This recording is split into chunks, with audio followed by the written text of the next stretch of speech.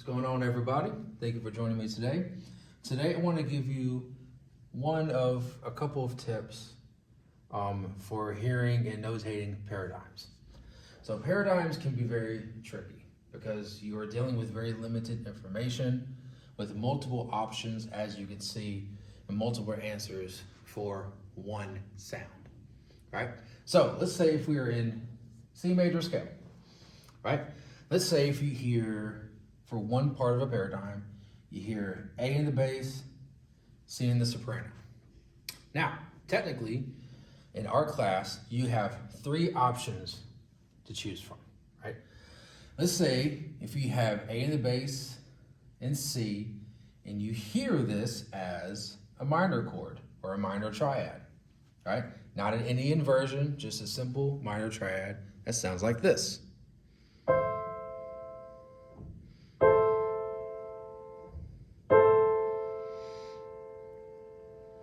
Well then, you have the three notes, A, C, and E. In C major scale, that is a 6 chord. So that would be your answer. But what if you hear this instead?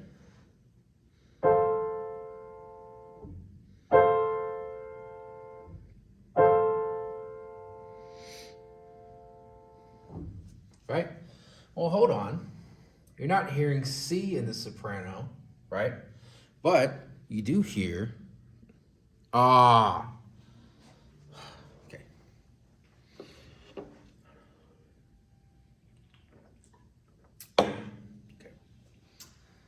Paradigm tip number 1, take 2.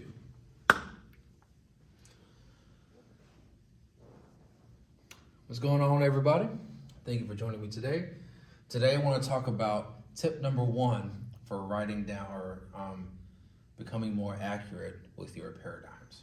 So let's say if we're in C major scale and you hear the bass note A, but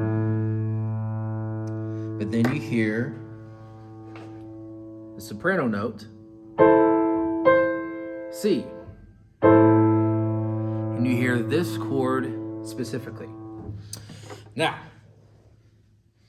the problem is that the note that's going to tell you which answer out of these three it is, it's in the inner voicing, because you have C in the soprano and in the bass. Let's say if you hear this chord. Well, it sounds like it's a triad, and it sounds like it's minor. So if you have these two notes, it sounds like it's a triad, it sounds like it's minor, it sounds like it's going to be a 6 chord in C major scale, A, C, and E. That's what I played with E being in the inner voices. But what if I play this instead? What if I have something like this? Well,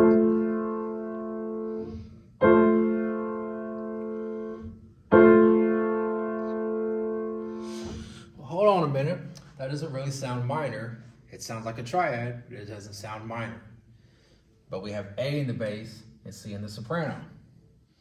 So if it doesn't sound minor and it sounds major, then we have a 4 chord in first inversion with the note F in the inner voice. But once again, we have C in the soprano, A in the bass. A in the bass, C in the soprano, but then we have this.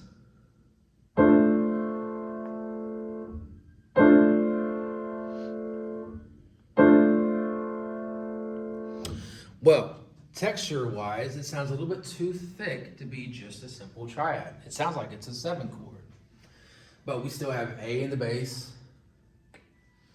and C in the soprano. And not only does it sound too thick of a texture to be a triad, so it's a 7 chord, it sounds like a minor chord.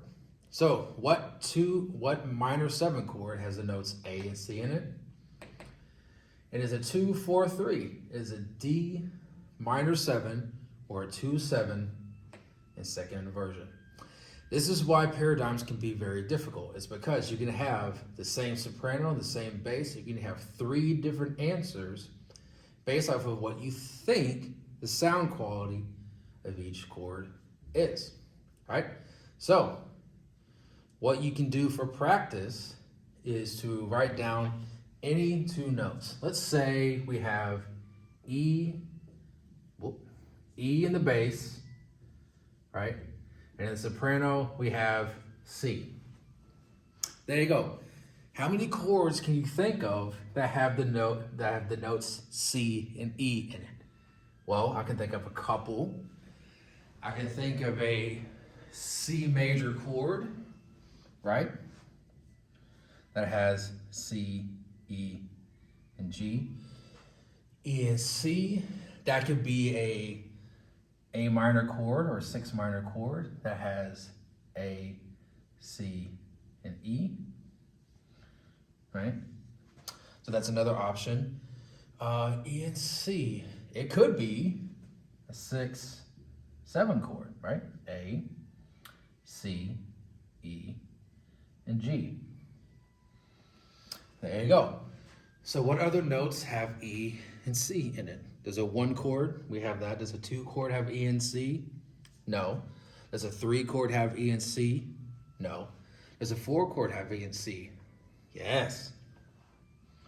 A 4, 7 is F, A, C, E.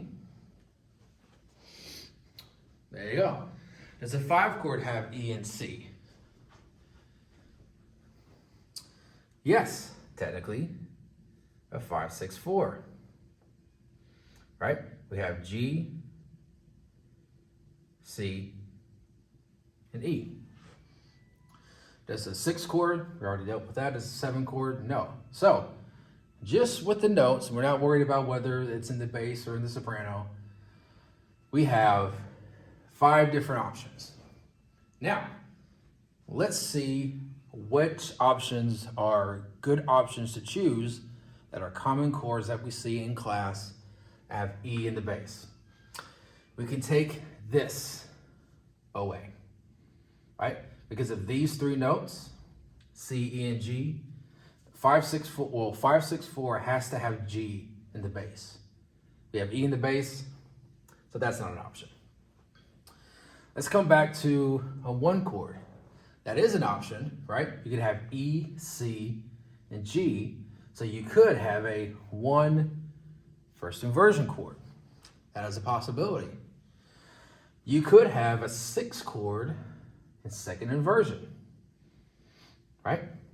You could also have a 6, 7 chord in second inversion. So you could have a 6, 6, 4, or a 6, 4, 3. You could also have, with the bass and the soprano, you could have a F major chord, a 4, 4, 2, which is the F 4, 7 in third inversion. Now the question is, which one is more likely? Now, the problem is that we've seen all of these options in our harmonic dictations and paradigms.